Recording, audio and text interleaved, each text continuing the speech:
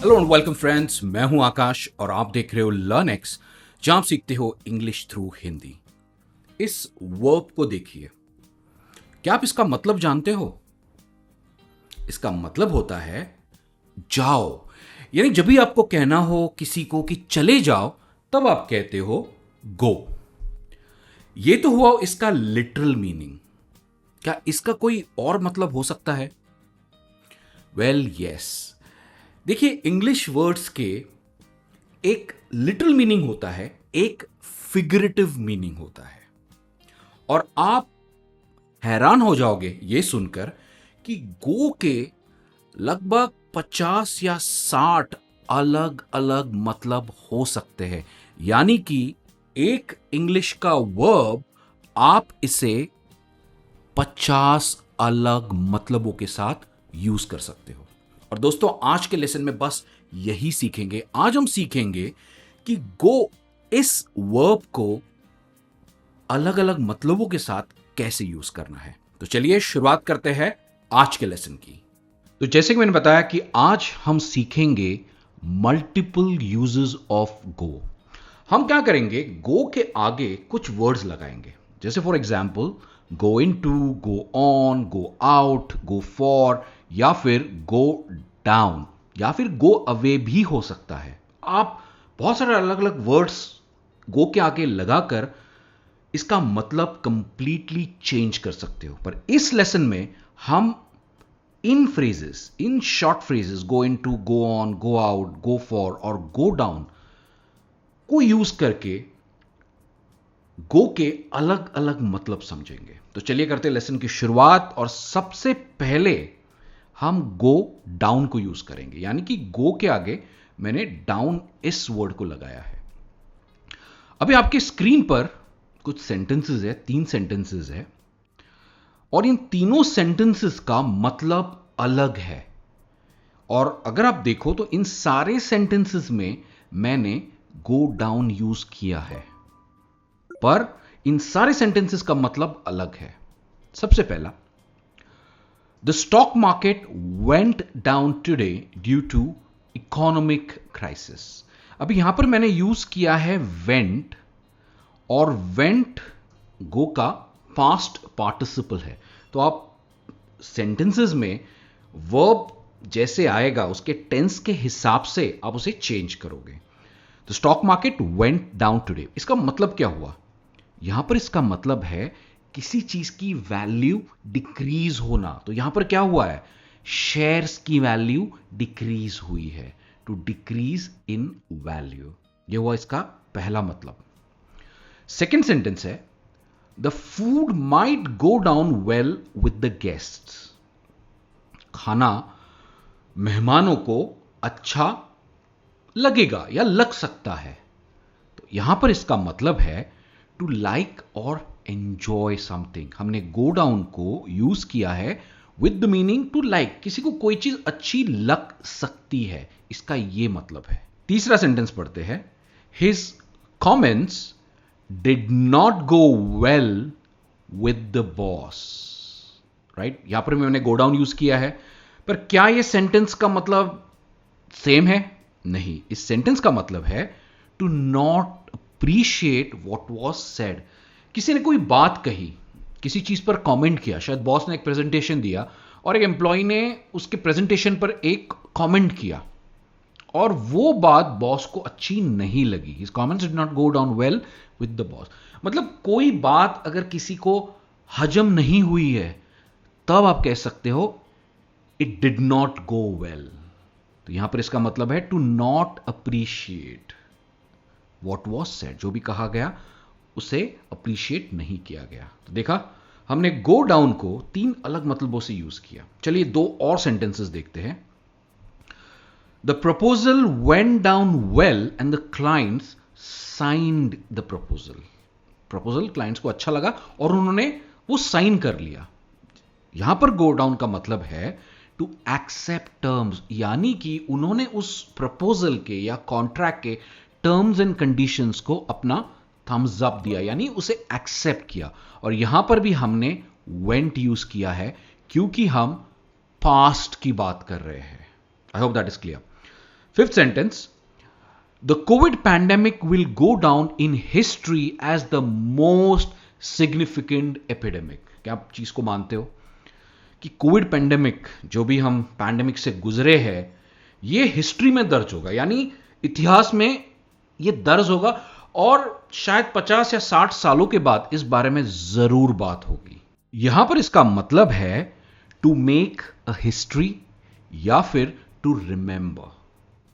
तो देखा आपने, सिर्फ गो के आगे हमने डाउन लगाया और हमें गो के साथ 5 नए मतलब मिले। तो गो डाउन के भी 5 अलग मतलब है।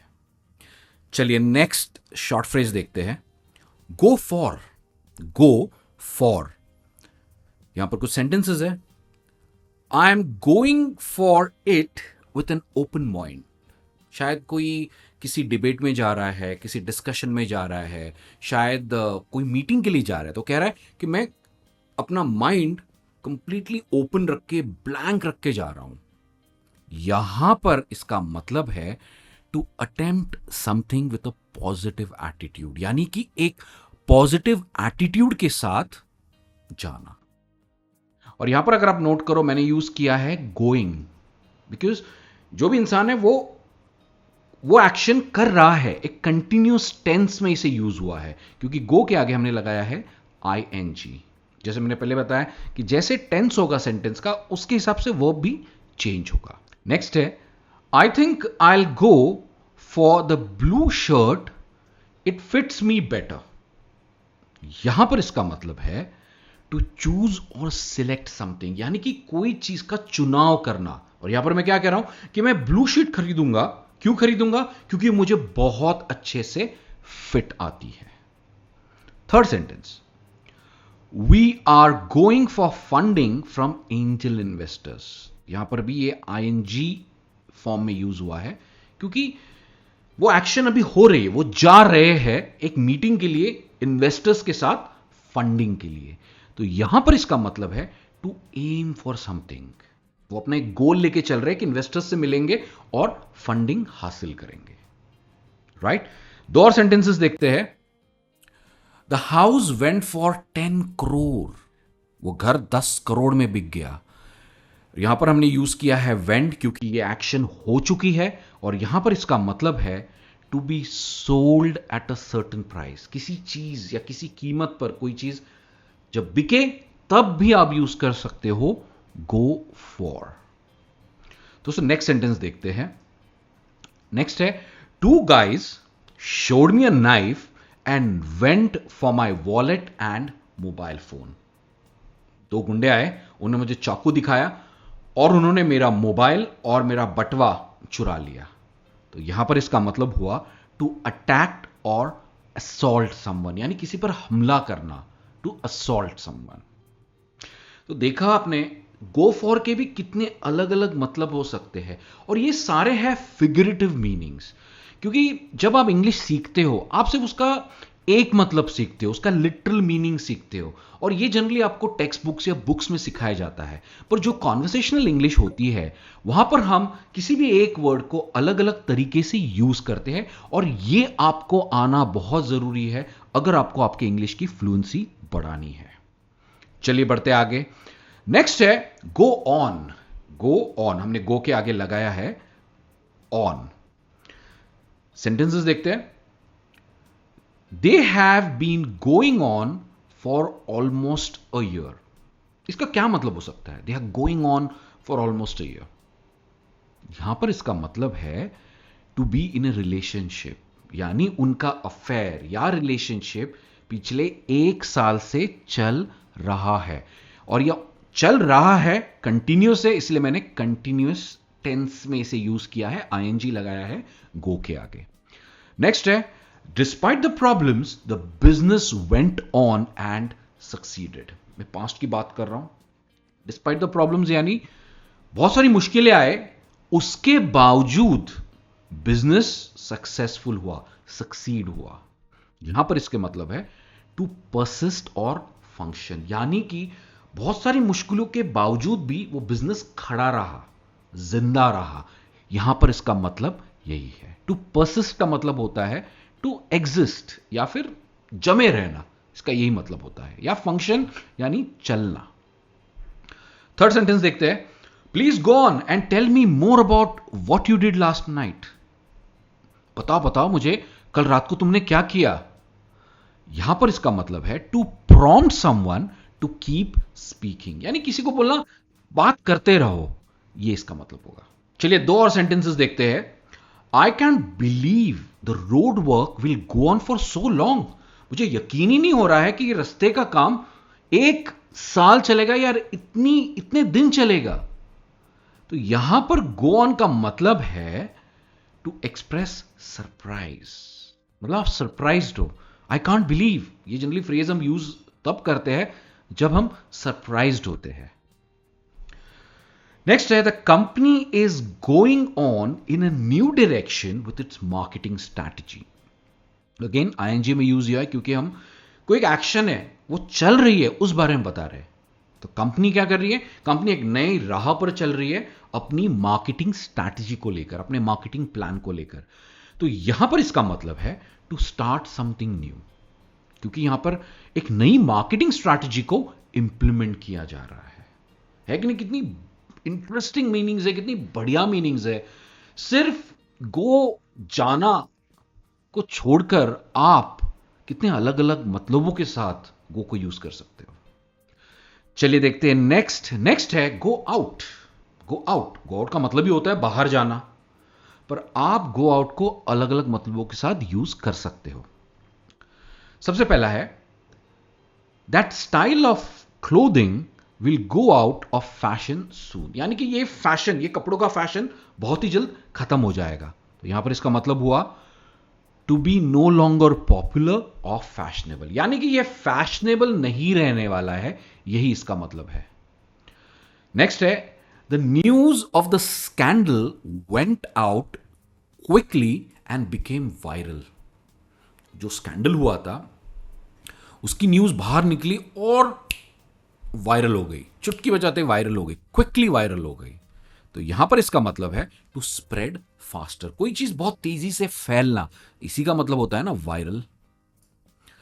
थर्ड सेंटेंस है, their relationship went out with in 1 year of marriage, यानी कि उनका रिश्ता, उनकी शादी 1 साल के अंदर ही खत्म हो गई, उनका रिलेशनशिप खत्म हुआ, डिवोर्स के लिए उन्होंने फाइल किया। तो यहां पर इसका मतलब होता है टू एंड कमिटमेंट। शादी क्या है, एक कमिटमेंट है, और यहां पर क्या हो रहा है, एक कमिटमेंट खत्म हो रहा है। चलिए 2 और सेंटेंसेस देखते हैं। Only if it rains the jungle fire will go out. अगर बारिश हुई तो ही ये जंगल की आग बुझेगी। देखिए, जंगल की आग बुझाना आसान नहीं है। इनफैक्ट जो फायर इंजन्स आते हैं या फायर ब्रिगेड आती है, उनके लिए भी वो पॉसिबल नहीं है। वो सिर्फ रोक सकते हैं एक सर्टेन एरिया में बढ़ने से, पर उसे कंप्लीटली खत्म वो नहीं कर सकते हैं, राइट। तो यहां पर इसका मतलब है टू एक्सटिंग्विश और टर्न ऑफ। एक्सटिंग्विश करना फायर को बुझाना, आग को बुझाना। I am going out of my mind with tax filing. क्या आप टैक्स फाइलिंग करते हो? मेरा तो दिमाग काम नहीं करता है जब टैक्स की फाइलिंग करनी हो। सीए बहुत सारी चीजें बताता है, मेरे समझ में तो नहीं आती है। तो I am going out of my mind with tax filing, मैं क्रेजी हो रहा हूं, पागल हो रहा हूं ये फिगर्स देखकर। यहां पर इसका मतलब है टू डिस्क्राइब अ स्टेट और कंडीशन। मैं अपनी एक स्टेट, कैसा महसूस कर रहा हूं इस वक्त बिकॉज ऑफ टैक्स फाइलिंग, मैं ये बता रहा हूं। टू डिस्क्राइब अ स्टेट और कंडीशन, किसी की कंडीशन बताना। आप ये भी कह सकते हो, I am going crazy looking at the mess in my office, right. That's another sentence. चलिए बढ़ते हैं आगे और नेक्स्ट देखते हैं। नेक्स्ट है go into. Go into, go into का मतलब होता है किसी चीज के अंदर चले जाना, यही इसका मतलब है, इसका लिटरल मीनिंग हुआ। सेंटेंसेस देखते हैं। He will go into the field of medicine after completing his undergraduate, यानी कि उसकी अंडरग्रेजुएट खत्म करने के बाद वो मेडिसिन के फील्ड में जाएगा। अंडरग्रेजुएट का मतलब होता है 12th, या फिर इवन लॉट ऑफ पीपल अपने ग्रेजुएशन के बाद भी एक नया फील्ड चूज करते हैं मास्टर्स करने के लिए। तो यहां पर इसका मतलब यही हुआ कि चले जाना, right, to choose a field of study. दोस्तों नेक्स्ट है, the detective went into the case thoroughly interviewing all the witnesses and suspects. वो डिटेक्टिव उस केस में बहुत ही गहराई से घुस गया, उसने जितने भी विटनेसेस थे, सस्पेक्ट्स थे, उनको इंटरव्यू किया, ये जानने के लिए कि एग्जैक्टली हुआ क्या और किसने किया है। तो यहां पर इसका मतलब होगा to investigate something in depth, किसी चीज का इन्वेस्टिगेशन करना गहराई के साथ। और यहां पर मैंने इसे पास्ट में यूज किया है क्योंकि हम पास्ट की बात कर रहे हैं। थर्ड सेंटेंस है, can you go in to more detail about the project's budget and timeline. क्या तुम इस प्रोजेक्ट की बजट और टाइमलाइन, मतलब कब, टाइमलाइन का मतलब यहां पर हुआ कि इसे कब खत्म करना है, कि डिटेल में जाकर मुझे बता सकते हो। तो यहां पर हम गो इनटू को यूज कर रहे हैं इस मीनिंग के साथ, टू एक्सप्लेन समथिंग, यानी कि किसी को कोई चीज समझाना। चलिए दो और सेंटेंसेस देखते हैं, यानी कि दो और मतलब देखते हैं। He went into the book and was lost in it for hours. ये मेरे साथ भी होता है। कभी कोई चीज जब मैं पढ़ने लगता हूं, मैं उसमें इतना खो जाता हूं कि घंटे निकल जाते हैं। यही इस सेंटेंस का मतलब है। पर यहां पर went into का मतलब क्या है? यहां पर मतलब है to get absorbed in something, यानी कि किसी चीज में खो जाना, यही इसका मतलब है। The argument went into a heated debate, यानी कि दो पार्टीज है, दोनों के बीच में पहले आर्ग्यूमेंट शुरू हुई और आर्ग्यूमेंट के बाद जोर जोर से उनकी आवाजें बढ़ गई और बड़ा झगड़ा हुआ। यही इसका मतलब है। हीटेड डिबेट का मतलब होता है बहुत ही गर्मा गर्मी होना, बातचीत में बड़ा झगड़ा होना। यहां पर इसका मतलब है टू लीड और कॉज समथिंग, मतलब किसी चीज का कारण बनना। ये यहां पर इसका मतलब है गो इनटू का, जो हमने पास्ट में यूज किया है वेंट। तो दोस्तों देखा आपने, गो इस सिंपल से वर्ब के आगे सिर्फ कुछ वर्ड्स लगाने से हमने आज 25 नए मतलब सीखे हैं। यानी कि गो को हमने 25 अलग अलग तरीके से कैसे यूज करना है ये सीखा है।